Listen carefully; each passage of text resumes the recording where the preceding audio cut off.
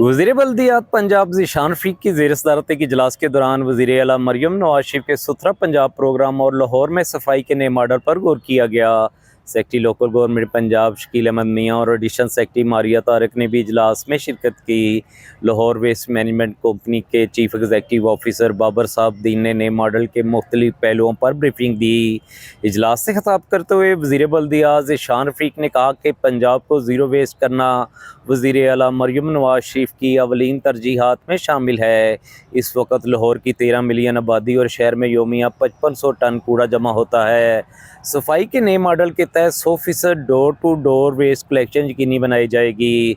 सूबाई वज़ीर बल्दियात ने पूरे लाहौर को नए मॉडल के दायरे कार में लाने की हिदायत करते हुए इस अज़म का इजहार किया कि ज़िला लाहौर के देही इलाकों को भी इसमें शामिल किया जाएगा।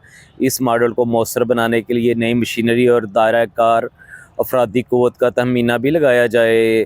ज़ीशान रफ़ीक ने कहा, घरों से कूड़ा वसूल करने के साथ हर इलाके की हफ्ते में 3 बार स्वीपिंग भी की जाएगी। उन्होंने LWMC के CEO से कहा कि कूड़े में से रिसाइकल होने वाली अशिया को अलग करने का भी जायज़ा लें। बिलखसूस कमर्शियल इलाकों में सफाई के चैलेंजेस को मद्देनज़र रखा जाए, क्योंकि कमर्शियल इलाकों में किसी वक्त कूड़ा दोबारा जमा हो सकता है। लाहौर में इस वक्त 300 बड़ी और 200 छोटी मार्केटें हैं। सूबाई वज़ीर बल्दियात ने कहा कि लाहौर की ग्वाला कॉलोनियों में पैदा होने वाले मवेशियों के फजले से बायो एनर्जी पैदा हो सकती है। उन्होंने हिदायत की कि बायो एनर्जी से मुतल्लिक़ कंपनियों से रब्ता करके रिपोर्ट पेश की जाए।